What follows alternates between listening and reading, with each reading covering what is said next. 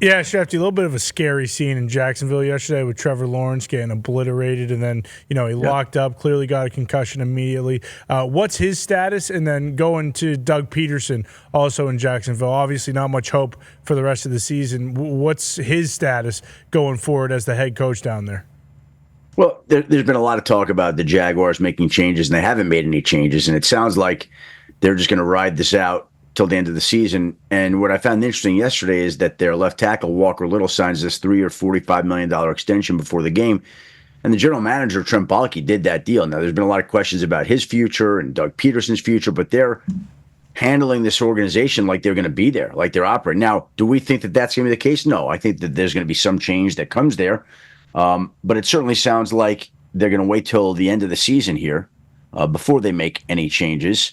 And Trevor Lawrence goes down yesterday on that hit, which the Texans linebacker Azeez Al-Shaair is going to get suspended for. The question is how long. But that'll happen here soon, where he's going to get suspended for that hit right there. Trevor goes down with a concussion, carted off. You see the melee in a weekend of all sorts of sportsmanlike activities. Here was Once the latest again, example. I think the fight was warranted. This is Had to happen. I can see how teammates would fight in that particular situation. I think Aziz, in his response, he apologized to Trevor Lawrence and also said to the Jacksonville Jaguars fans, players, I understand completely why you reacted the way that you reacted after watching it. He said he thought it was a little bit of a late slide. He already made up his mind. Bang, bang. Everybody else with eyes said that's not the case. He came out, apologized. Always scary. Obviously can't have this in a game. And that's what the suspension's going to be for. Yeah. That's what the suspension's going to be. It will. I mean, that's the kind of player you want. You want players, some players, linebackers, D linemen who kind of toe that line. It was kind of a late slide or whatever, but you see players have gotten so good at avoiding those hits because you know how protected players, especially quarterbacks, are. And that's a tough spot to be in as a defender for sure. I'm sure we're looking back for him. He probably regrets it because he's going to miss some time now and obviously miss some money. But at the same time, that's kind of football player he is. Yeah, he got into a fight earlier, and he's got the C on his Sideline, chest, right? and D'Amico has went to bat for him a lot of times, like, hey, this is who we are. If you're on the field, we're going to hit you. Everybody that watched this one, though, thought this was dirty and late. Yep. And Aziz has to wear that. That's what he's going to get fined, get suspended, and we hope Trevor Lawrence is going to be okay. Yeah. We hope that was scared on. Well, go ahead. Trevor Lawrence, they're 2-10. He's been dealing with a left shoulder injury. He's now got the concussion. I would say, frankly, in my opinion, I'd be surprised if we see Trevor Lawrence play again this season. Like, why are we putting him out there? To me, it's time to rest him up and start getting him ready for 2025. He was dealing with a shoulder injury that he was playing through. That was hard enough to be out there. Now you get this massive blow to his head where he has to be carted off. Why are we going to go put him back out there at 2-10? Like, what are we doing? Yeah. That's kind of who he's been. He doesn't play. Yeah, that was his. Yeah, he's extraordinarily tough, and he plays through everything. But somebody needs to tell him, in his best interest, you shouldn't be playing again this season.